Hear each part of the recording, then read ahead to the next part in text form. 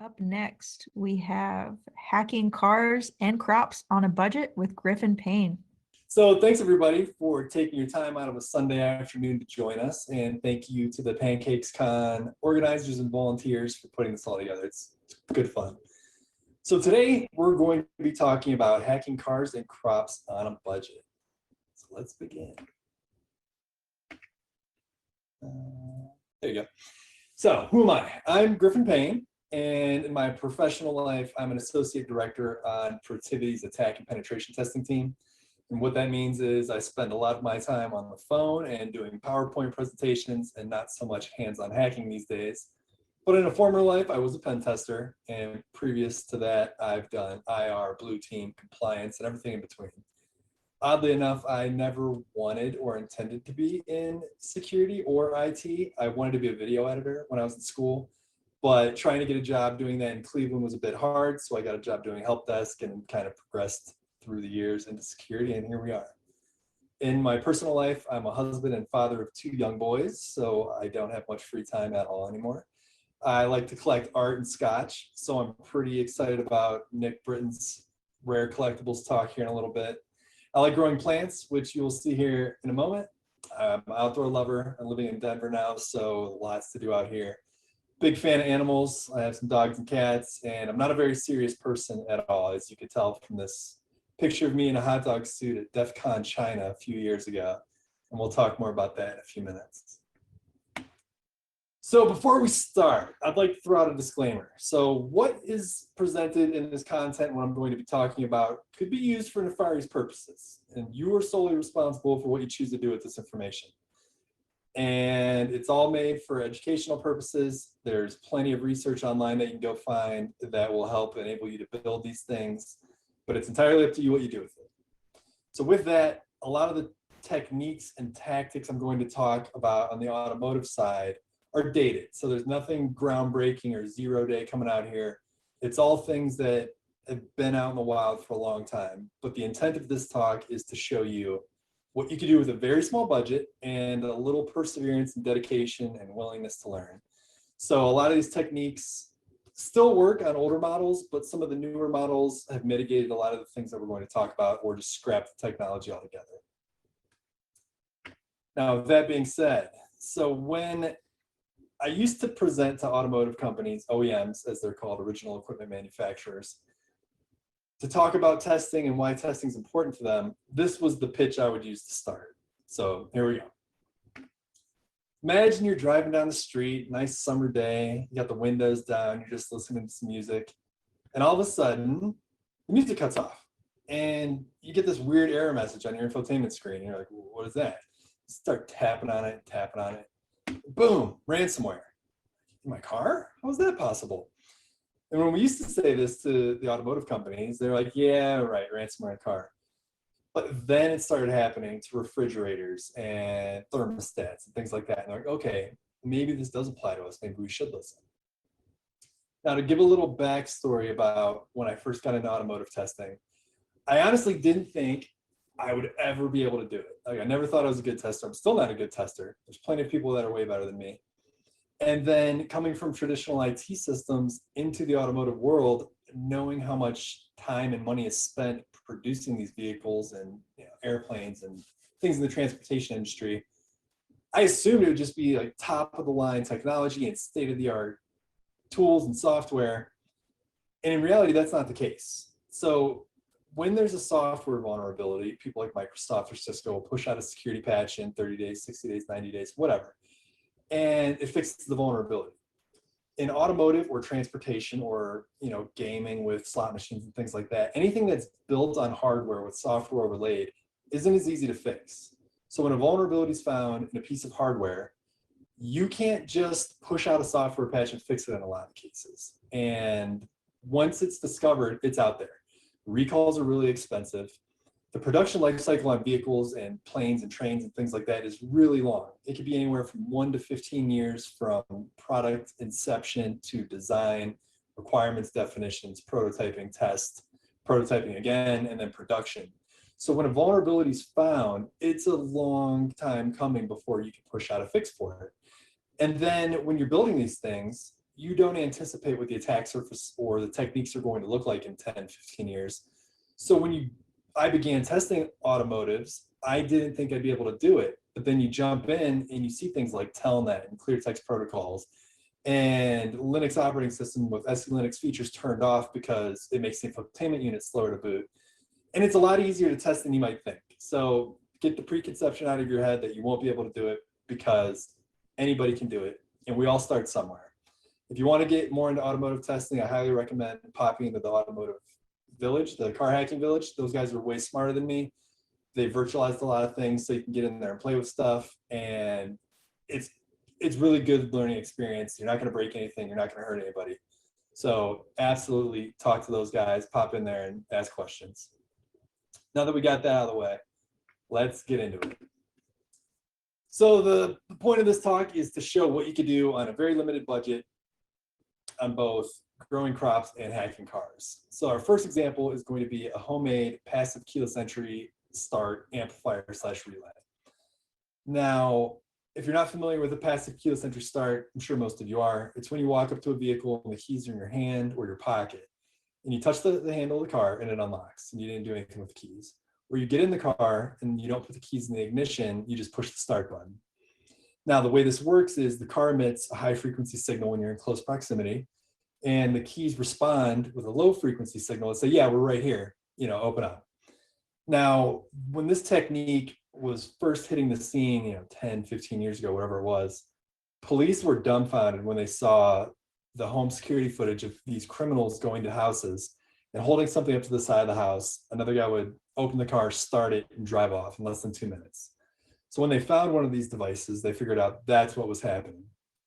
And then we were talking to OEMs about this, and everybody always downplayed it. They're like, oh, it's not going to happen to us. It takes very sophisticated equipment, or it's really expensive, whatever the case. We're like, well, hold my beer, watch. So we built this using really cheap components. So what you see here is a spool of copper wire, a breadboard holding all these components together, a microcontroller with about 30 lines of C code, and a battery. And it's all stuffed into a defibrillator case because that's what we had laying around.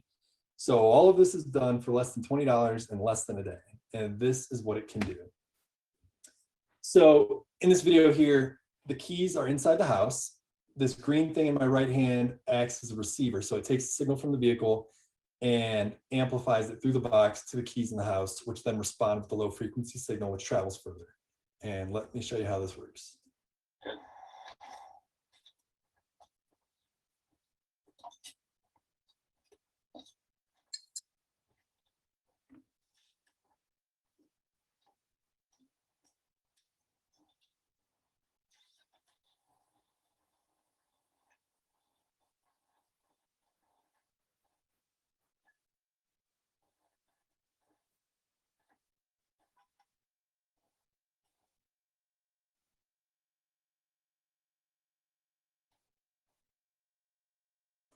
And that was all done in what, less than 30 seconds. So this is, a serious problem for car thieves, and newer cars have mitigated this in the new key fobs, but this is still a very prevalent attack. My wife's friend out here in Denver actually had her car stolen a few weeks ago, and this was the suspected technique because no signs of forced entry. It was in and out in less than 2 minutes. Still a very real attack. Another point to mention there, if you heard the 2 beeps in the car, I'm not sure if you did, it's the car alerting me that the keys aren't in it. As a thief, I don't care. I'm driving this to a shipping container, dropping it off, getting paid. I don't need the keys. But it's an audible alert because you can't disable the vehicle while it's in motion because it's a safety hazard. So this isn't going to stop anybody from stealing your car if you're so inclined. Now, the next technique we're going to talk about is using software-defined radios. Now, this will be the most expensive tool in the bag. They range anywhere from $30 to $350. The Hack RF1's probably my favorite and one I see most often in the field because it operates at a really nice wide operating frequency from 1 megahertz to 6 gigahertz. The price differences you'll see in these basically gives you more operating frequency. Now, with that, you get to communicate with more things on those channels. Some of the cheaper ones, the $20, $25, they'll operate at a very specific frequency. So if there's not something talking in that range, you won't be able to communicate it with it. But the Hack RF1, for example, has a really wide range, so you can talk to garage door openers, cars, whatever. In this example, we are targeting a tire pressure monitoring sensor. And that is the little sensor that's in your wheel that will detect if it's beyond the recommended tire pressure sense. So if it's higher or lower, you get the little alert on your dashboard. Now, I was doing some research on this particular product, or whatever, for a vehicle before this talk, and I hadn't seen anything new, so I think they scrapped it all together. But at the point in time when we were testing this, it was a self-inflating tire system. The way it worked was there was 4 sensors in the tires, a central control unit that received the messages from the tires, that then talked to a pneumatic control unit who would inflate or deflate the tire based on need. Now, this picture is just an example. It's not what we were actually testing, but the applications for this were military, commercial, and heavy machinery. So imagine you're in a battlefield situation. You don't want to get out of the car and pump a tire or change a tire if you have a flat or if it's overinflated. So they had this, the system that would inflate or deflate based on need. So we're testing it with a software-defined radio, and we were able to, capture the communications from the tire pressure sensors that were going to the central control unit. We were able to spoof those and trick the tire pressure control unit into thinking the tires were underinflated or overinflated. So think about the implications for that in a battlefield or in some heavy machinery. So we trick the tire into thinking it's underinflated. It just keeps getting pumped up until it explodes. So if you're in a battlefield, it's the last thing you want, which is why they probably scrapped this technology. At least I hope they did, or figured out a better way to protect it. And all that was done with a software-defined radio and a computer. So not a lot of specialized equipment. Next, we're going to talk about the CAN bus. Can't talk about cars without talking about the CAN bus. So in a traditional IT network, you're thinking, cat wiring and things like that.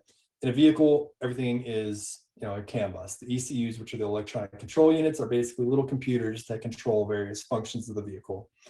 There's various networks in a vehicle. There's, besides the CAN, there's LIN, FlexRay, most. The easiest to interface with, at least in my opinion, is the CAN bus, because you could talk to it through the onboard diagnostics port, which I'll show you that in a moment. But this is one of those things I thought was just going to be super expensive. I'd never be able to do it, because when you take your car for an emissions check or for maintenance, they plug it into this super huge machine that's got to cost thousands of dollars. When I first got into this, I didn't think it would be a realistic thing to do at my own time. And then I found things like the CanTech for $75. I personally use the Canalize for $60. There's the Cannibal here, that's $80. And what this does is connects into the ODB port in your car, which can be found above the footrest. And it's always accessible because it's used for diagnostics. So it's not going to be any screws or anything holding it in place.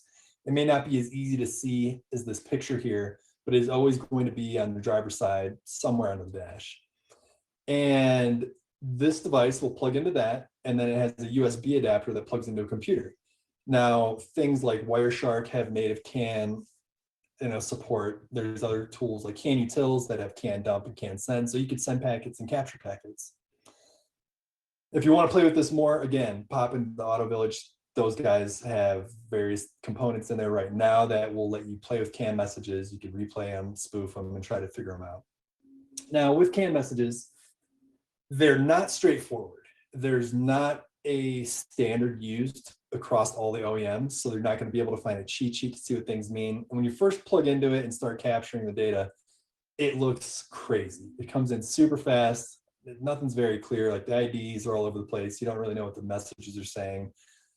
But if you want to play with it, you could do it in your own car, plug in, and then do things like turn on the windshield wipers, or do your turn signal, or put the car, push the brake or push the accelerator, and just keep doing that over and over, and you'll start to see the same frames over and over again. So then you capture those, you can replay them, you can put them into a loop and just blast them in there, and then it'll start to do things to your car, and you can identify which message is doing what.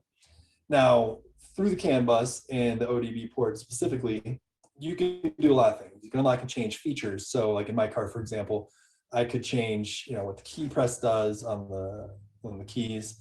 In the picture before was from an Audi forum where a guy was flashing an ECU to do a turbo boost unlock.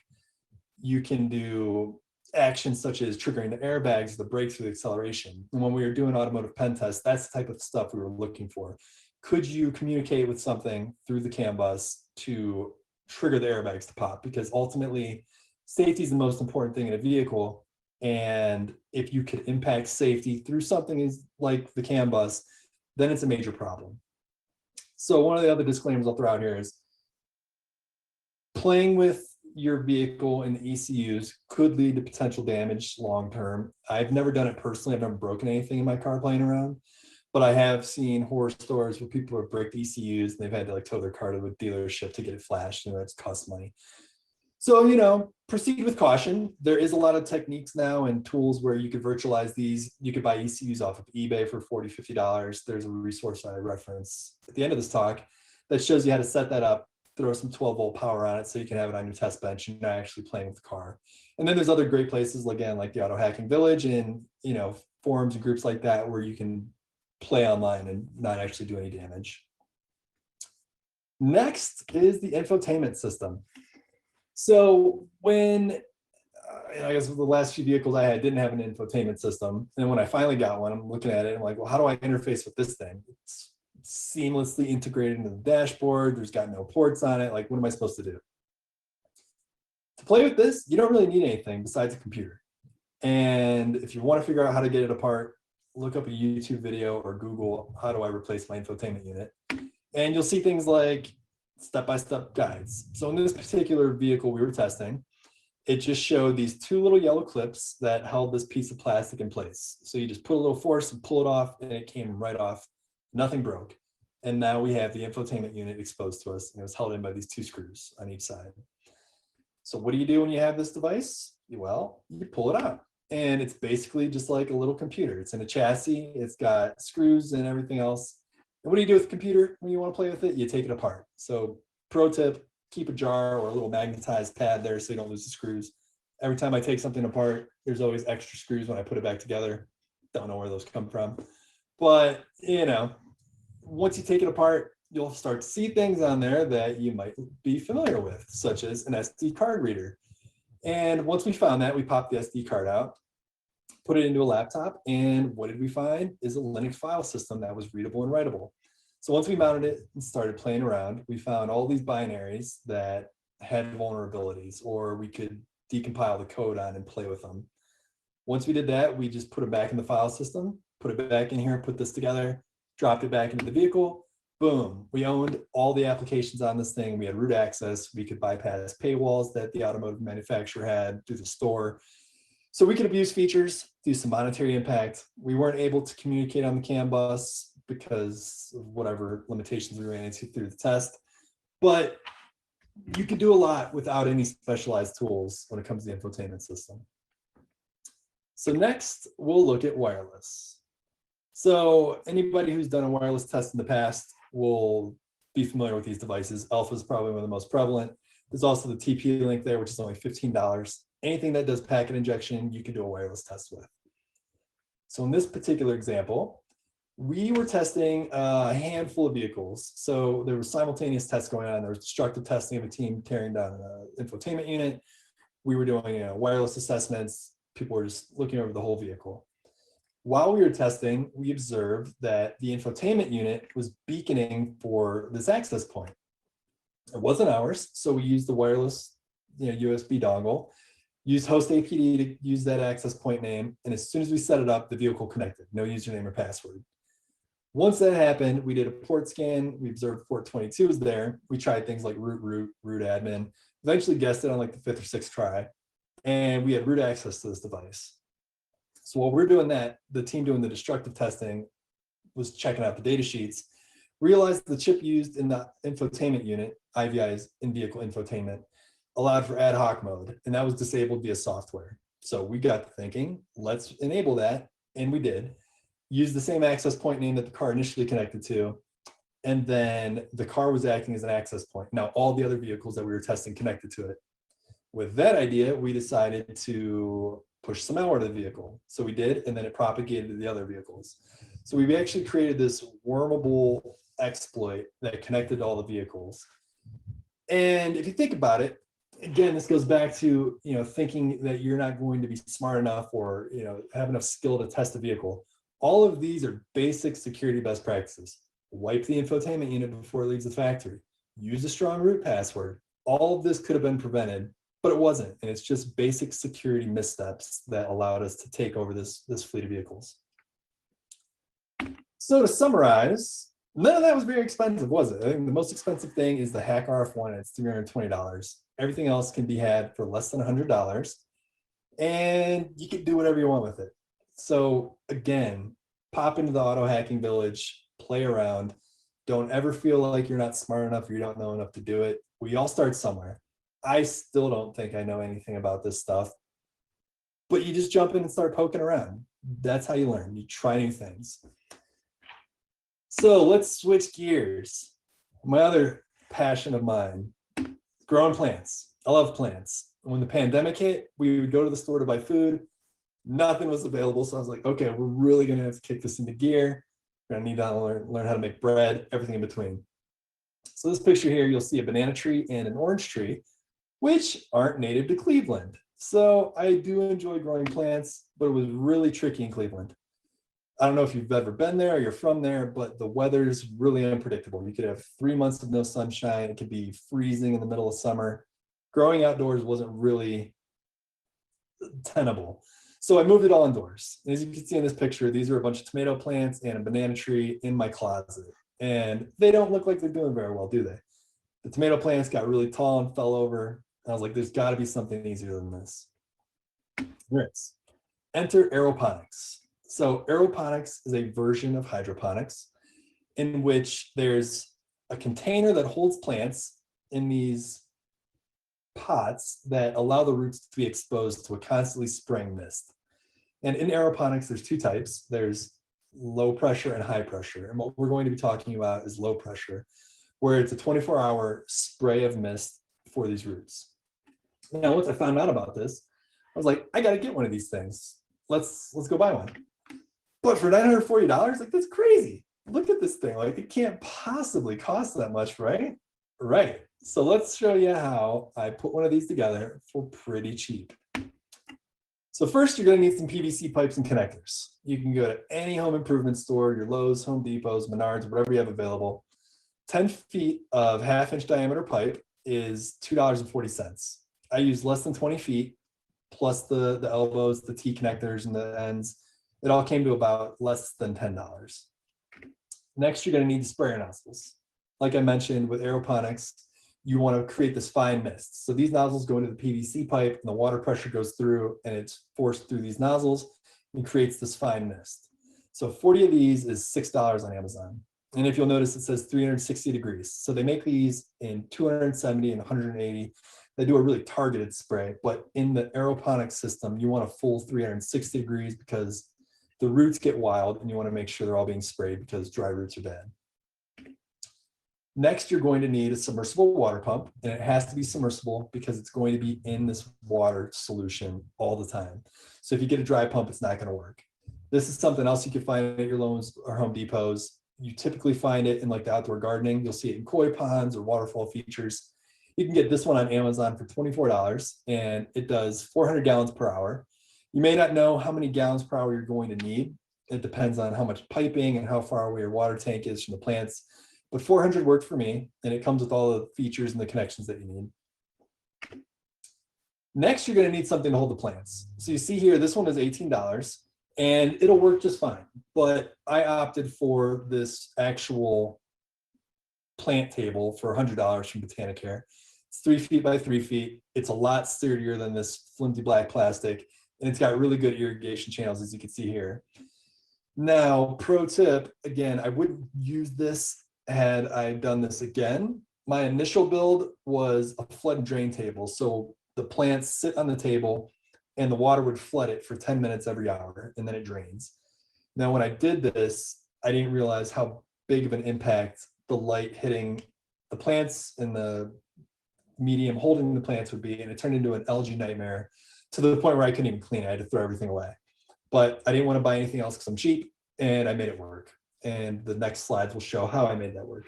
But if you're going to build this, something like this would work, and you just cut holes in that and drop the plants in that.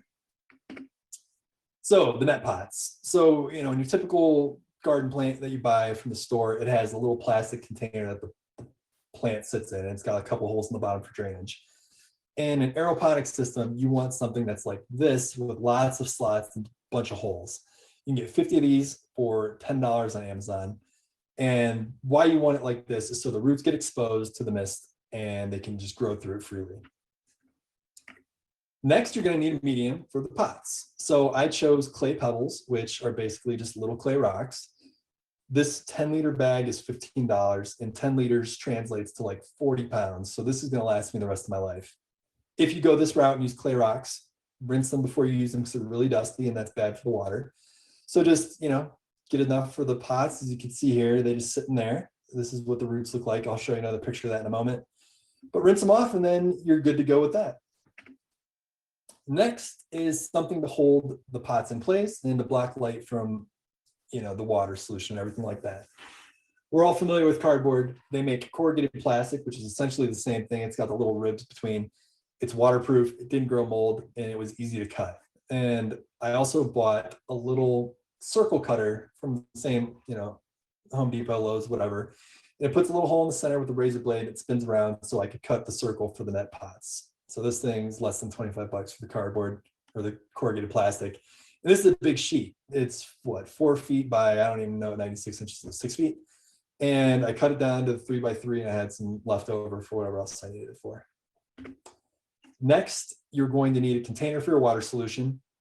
One of the things that appealed to me about hydroponics or aeroponics is that it's kind of low maintenance. And once you get this all set up, this thing will hold 20 gallons of water. So you don't really need to water it often. You just come down and check, make sure the water level is higher than the pump because you don't want it to burn out. And it's pretty much set it and forget it from there. And finally, you're going to need a light. So the pictures you saw earlier, I was using a high pressure sodium light. When I first got into this hobby, LED lights weren't a thing, but now that they are, this is absolutely the way to go. A 500 watt is $50, 1,000 watts, $90. I think I paid like $400 for a high pressure sodium for a 400 watt, but it's a tank and it's lasted 20 years. So when it finally dies, I'll replace it with this, but this is absolutely the way to go now. Now let's put that all together. Remember the pre-made system for 940 bucks? Ridiculous. This entire homemade system with a light is $250 and you're done. Now, the only thing that doesn't factor in here is the time it takes to put it all together. And I apologize, I didn't realize I'd be doing a talk on this or I would have taken more pictures of the build process, but let's go through what we have here.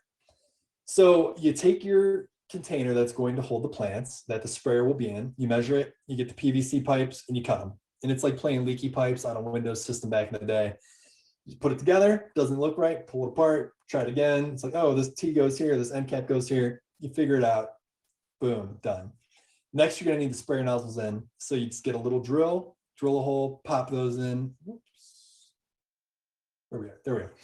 And then if you can see around here, I use a pure silicone caulk and just to keep, seal the gaps. So I don't want any water leaking out of there. I want it all coming out of the nozzle.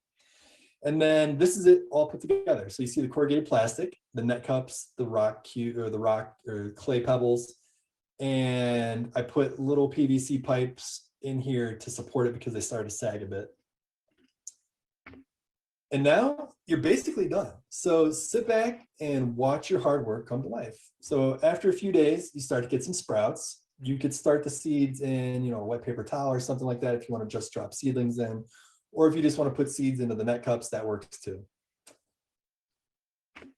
So feed and pollinate. Those are key things to growing plants. So when you're doing this, you don't need plant food, but the difference between using plant food and not is night and day. Your plants will be humongous, the more fruit, bigger fruit if you use plant food.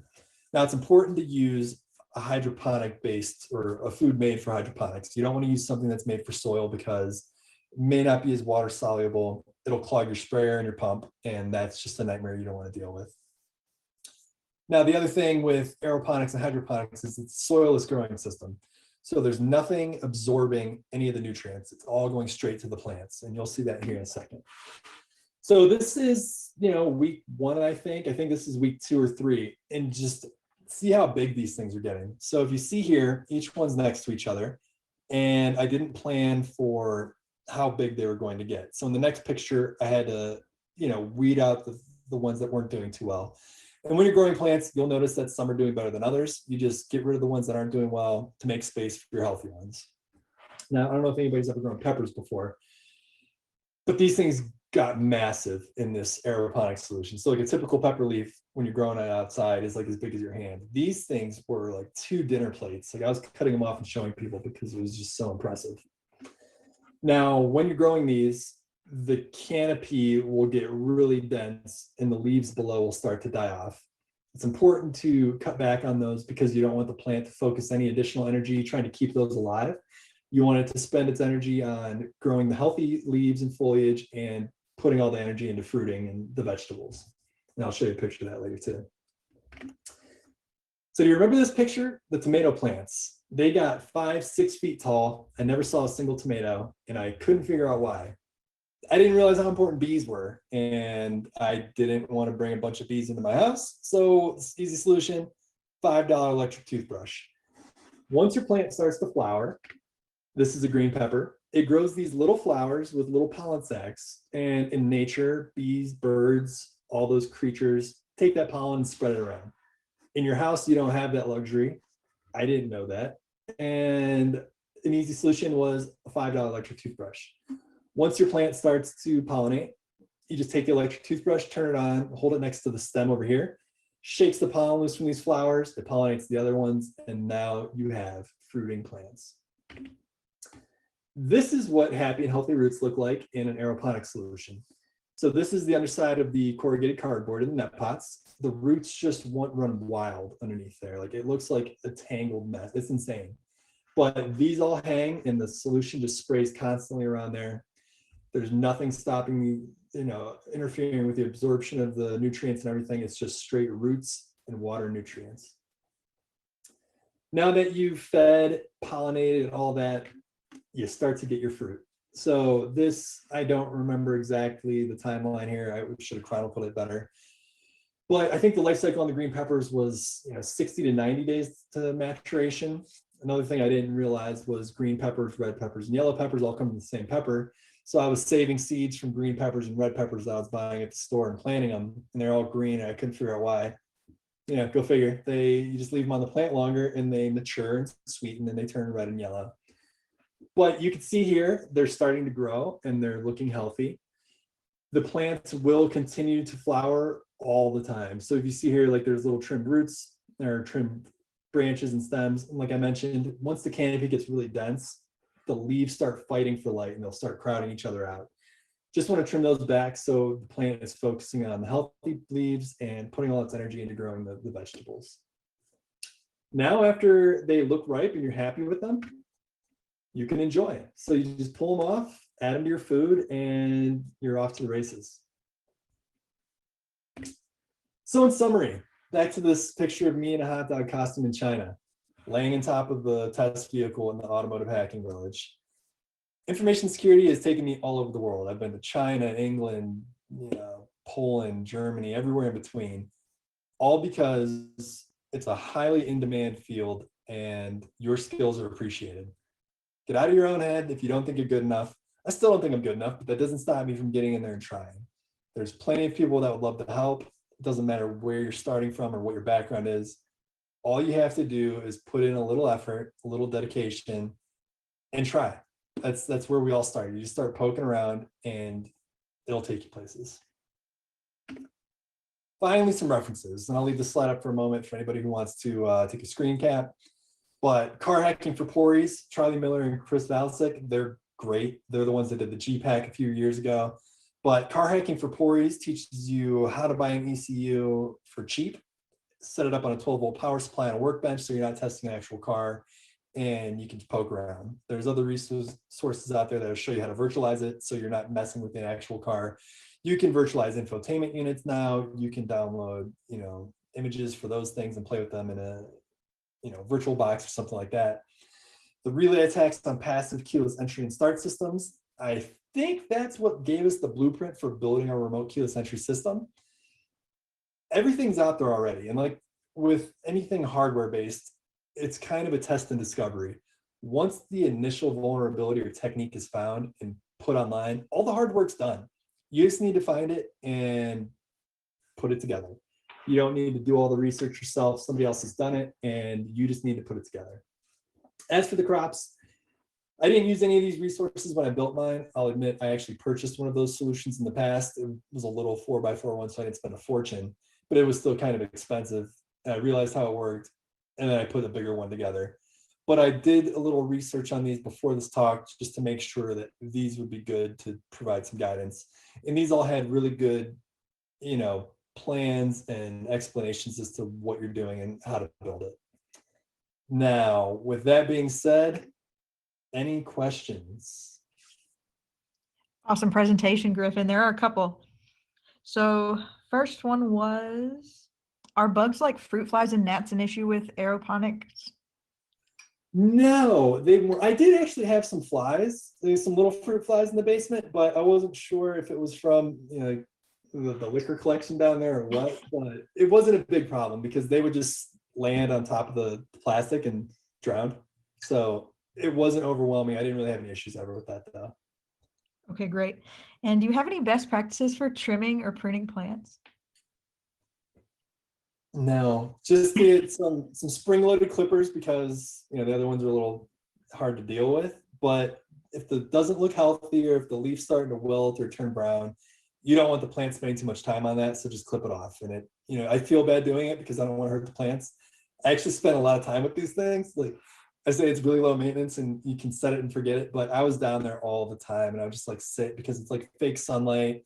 And you're talking to them and you can actually see progress like every few hours. They're bigger and bigger, which is crazy to me. So yeah, you just care for them. You're doing the best for them. So you cut off the dead or dying leaves and branches and they get stronger. Question about, let's see. Oh, well, someone commented and said you need more bees in your presentation. So next time, more bees. Next time I'll do them in the house too. So I was like, what can I do with this? Like, can I be closet? That seems like a great idea. And where do the extra screws come from? I think they're just hidden in the chassis somewhere and they fall out once you take it apart. The manufacturer's just messing with you to encourage you not to play with their stuff. Right. Yeah. And then lastly, I had a question for you. And so for anyone, I guess, who might be, for the younger folk, how far back would you have to go to get a car that isn't susceptible to the hacking that you showed today? I mean, I have a 2018 and most of that stuff still works. So not too far. And like, I think I mentioned my wife's friend's car being stolen. Hers was like a 2020 and that relay technique still works. So, more of the higher end manufacturers started to put like the rolling crypto keys and things like that into it and like time-based responses. But some of the other ones just still don't care, or it's too expensive to go back and retrofit into all of these existing cars. Do you have any recommendations for some PCAPs with CAN traffic for playing around? I would talk to the auto hacking guys. They probably have better answers for that than me. Most of mine came from just trial and error. I would just connect to my car and start playing with things. Like I push the gas pedal down and like it would flood, CAN traffic when I did that with certain IDs. So I knew that had something to do with it. So I'd get those, trim out the ones that weren't related to that, replay them and see what it did. So it's kind of trial and error, you just play around, see what works and what doesn't, and make sure your vehicle's in park. Right. Okay. And then have you made anything delicious out of your own plants? I use peppers all the time. So nothing super delicious. It's just saves me a trip to the grocery store. And it's nice being able to enjoy the fruits of your labor, no pun intended. Or vegetables. Yeah. Yeah, it's awesome. Like the banana tree, I've been to 5 or 6 banana trees. I've never got them to the point where a banana will grow because it's like a 5 to 7 year process. But I'm really looking forward to that when it finally happens. And you mentioned, I don't know if you started the aeroponic. Did you start the aeroponics in Cleveland or in Denver? I did. So I just moved to Denver in November. I've been doing aeroponics for like 15 years now. So my question is, does the air matter? So now I know you're 52, 80 feet above the ground. Does the air matter? That's a good question. I have no idea. Okay, let us know. The aero comes from the aerosol, I would assume, spraying of the mist, but I could be wrong. I don't know. Right? Does it matter at higher elevations? Hmm. I've never tried out here yet. Like we're still settling, so I haven't got the whole setup built All back. right. But soon, I'll let everybody know Stay next year. tuned. All right, awesome. Well, thank you so much, Griffin. This was a Thank you, wonderful everybody. And I'll be on Slack if you have any other questions, and I hope you enjoy. Thanks, everyone.